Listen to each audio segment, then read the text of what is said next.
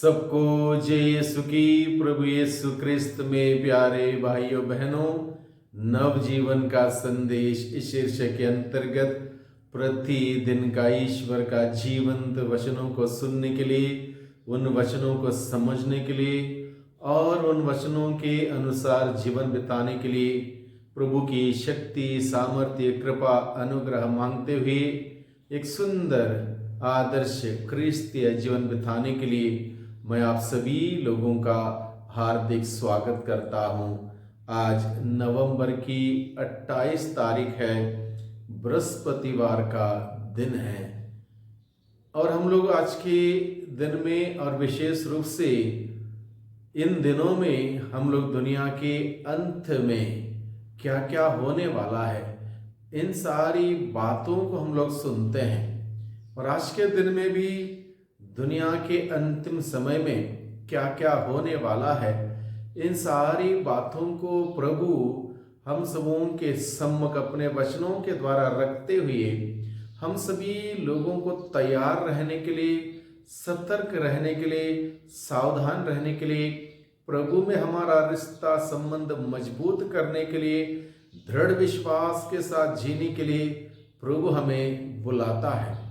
आज के सुसमाचार हमें संत लूकस के द्वारा रचित सुसमाचार अध्याय 21 पद संख्या 20 से 28 का प्रसंग है।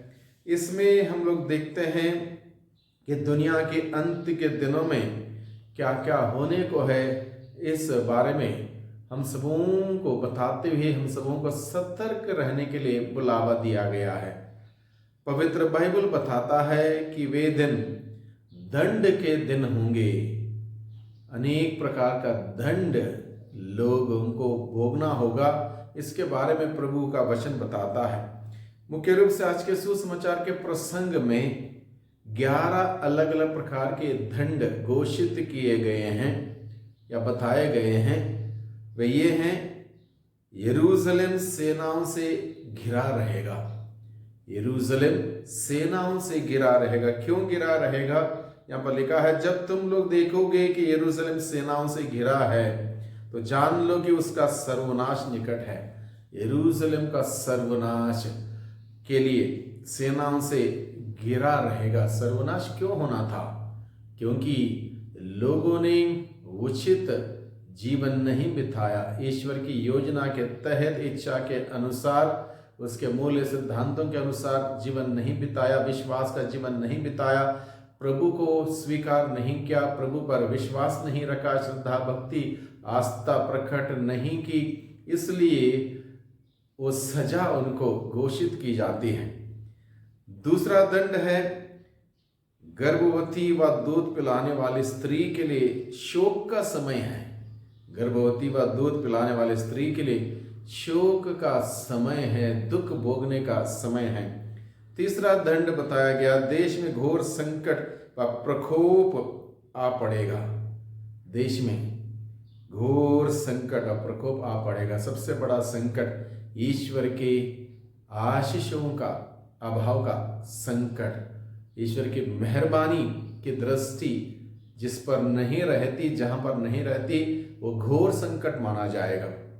चौथा दंड है, लोग तलवार की घाट से मृत्यु के तलवार के धार से मृत्यु के घाट उतारे जाएंगे।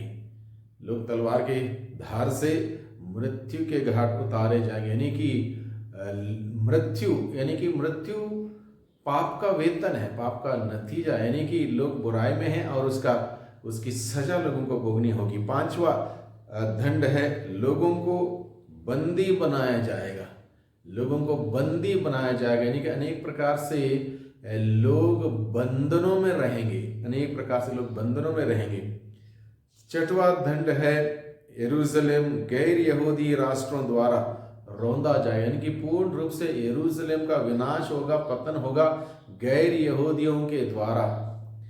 और सातवां दंड है, सूर्य, चंद्रमा और तारों में चिन्ह प्रकट होंगे। सूर्य, चंद्रमा, तारों में चिन्ह प्रकट होंगे। अलग अलग प्रकार के भयभीत संदेश देने वाले चिन्ह प्रकट होंगे।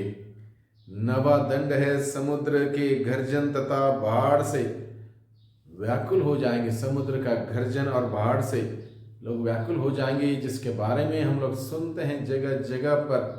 समुद्र का गर्जन और बाढ़ से किस प्रकार से आपदा प्रकट होती है, इन सभी बातों में हम सुनते हैं। 10वां दंड है लोग आतंकित होकर निष्प्राण हो जाएंगे। लोग इन सभी बातों को देखकर डर जाएंगे, घबरा जाएंगे, आतंकित हो जाएंगे और आतंकित होकर निष्प्राण हो जाएंगे। 11वां दंड है आकाश की शक्तियां विचलित हो जाएंगी।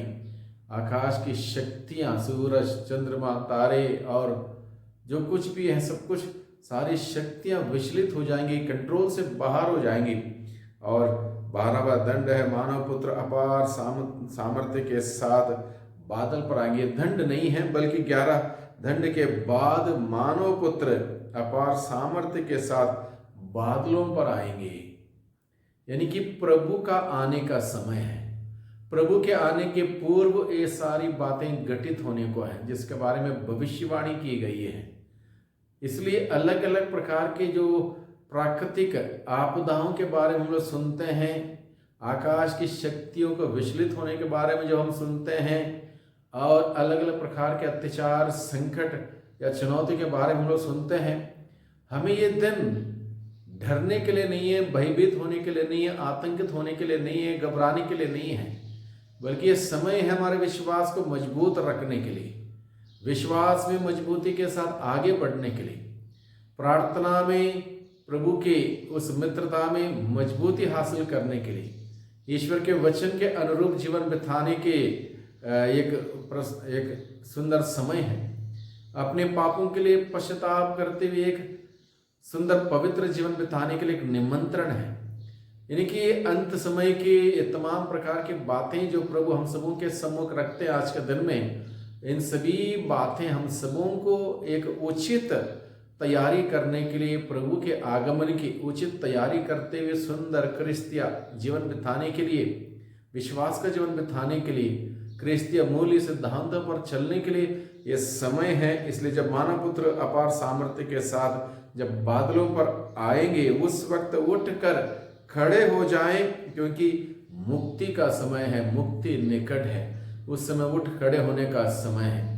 यानी कि भाइयों बहनों, प्रभु अपने वचनों के द्वारा हम सबों का निमंत्रण देता है कि हम सभी अपने आलस्यपन से, अपने पापों से, अपने बुराई से ऊपर उठें, स्वर्ग की ओर अपनी दृष्टि लगा के रखें, उस प्रभु की ओर अपनी दृष्टि लगा के रखें, अपना विश्वास मजबूत करें, बुलंद करें, और एक सुंदर विश्वास का जीवन हम बिताएं और दूसरों को सिखाएं कि ऐसे परेशानी या परिवेश में जब हम लोग गुजरते हैं कि किस प्रकार से हमें अपने विश्वास को दृढ़ रखना है, अटल रखना है, बुलंद रखना है, और दूसरों को कैसे हिम्मत देना है। इन सारी बातों के बारे में प्रभु आज के सुसमाचार के द्वारा हम सबों को बताते हैं।